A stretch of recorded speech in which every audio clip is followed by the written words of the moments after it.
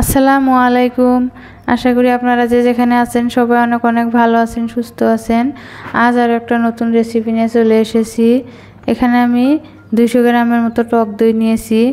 এই মিষ্টিটা বানাতে কিন্তু টক দই হলে ভালো হয়, সেই জন্য আমি টক দই নিয়েছি।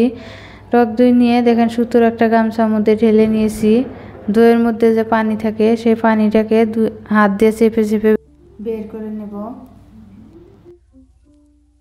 দইয়ের মধ্যে অল্প পানি থাকলে কিন্তু এই রেসিপিটা ভালো হবে না, এই মিষ্টিটা ভালো হবে না। সেই জন্যে দেখেন দইয়ের মধ্যে পানি কিন্তু আমি বের করে নিয়েছি।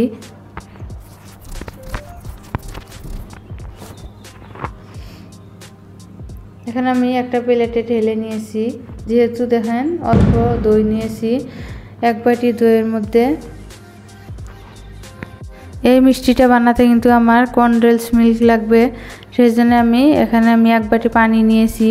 এক বাটি পানির মধ্যে আমি 1 কাপ গুঁড়ো দুধ দিয়ে দিলাম। 1 কাপ গুঁড়ো দুধ দিয়ে আমি পানির সঙ্গে গুঁড়ো দুধটাকে ভালো করে মিশিয়ে নিচ্ছি।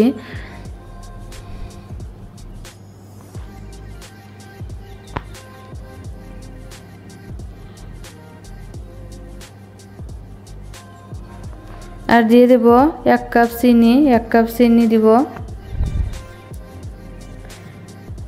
হাতের কাছে যদি কনডেন্স মিল্ক না থাকে, এভাবে ঘরে কনডেন্স মিল্ক বানিয়ে এই মিষ্টিটা বানিয়ে নিতে পারবেন। এখন সব উপকরণ আমি মিশিয়ে নিয়েছি। নিয়ে অনবরত লাড়তেই থাকবো। লাড়তে লাড়তে কিন্তু দেখবো ঘন হয়ে আসছে। আর লাড়াচাড়া না করলে তলে কিন্তু পুড়ে ধরবে, সেই জন্যে লাড়াচাড়া করতেই থাকবো। দেখেন জাল দিতে দিতে কিন্তু ঘন হয়ে আসছে।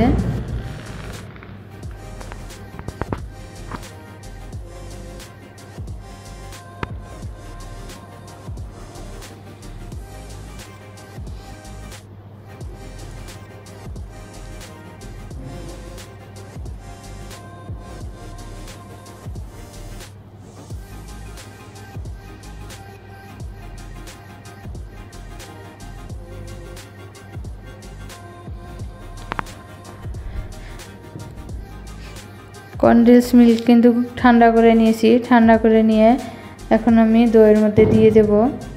দেন এইদিকে কিন্তু দইয়ের মধ্যে পানি আছে, সেই পানি কিন্তু আমি ভালো করে বের করে নিয়েছি। নিয়ে একটা বাটির মধ্যে ঢেলে নিলাম।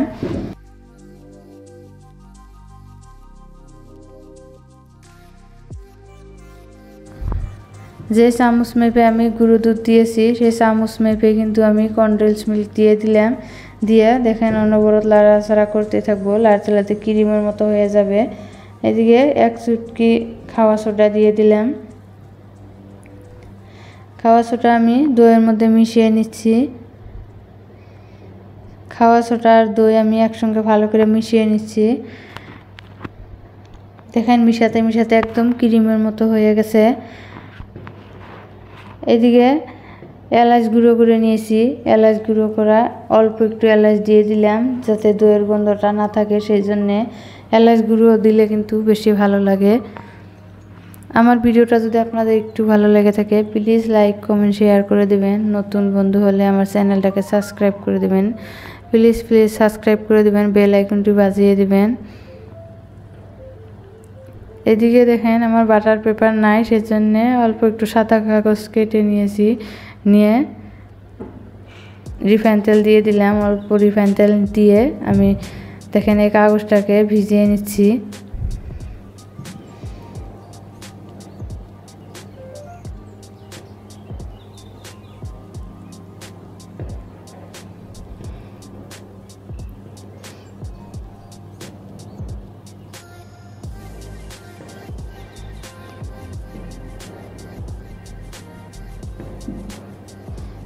দেখেন এই দই মিশাতে মিশাতে কিন্তু আরও অল্প হয়ে গেছে, কিন্তু উপায় নাই। আমি ছোট করে কিন্তু একটা মিঠাই কিন্তু উপায় নাই, আমি ছোট করে এই মিষ্টিটা বানিয়ে নেব।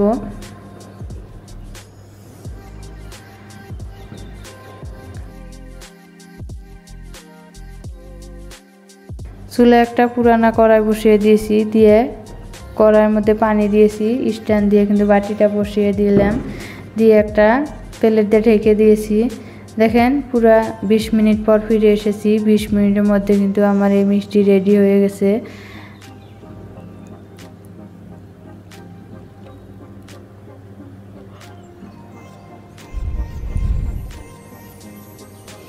দেখেন ঠান্ডা হওয়ার পরে দেখেন বাটির থেকে ছেড়ে ছেড়ে আসছে। এবার আমি একটা প্লেটে ঢেলে নিচ্ছি।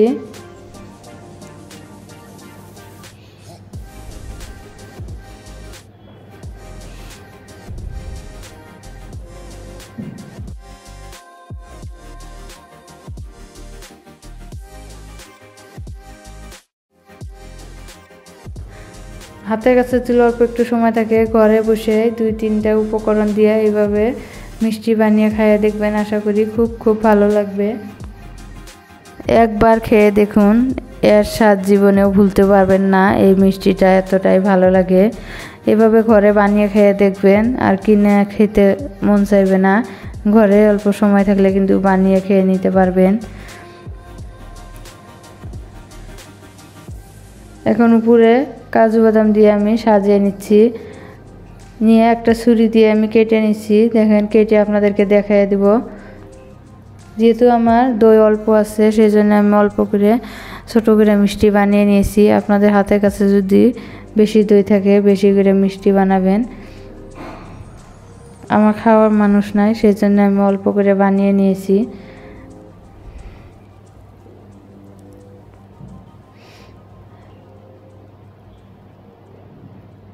দেখেন কত নরম তুলতুলে হয়েছে। হাত দিয়ে ভেঙে দেখায় দিচ্ছি আপনাদেরকে।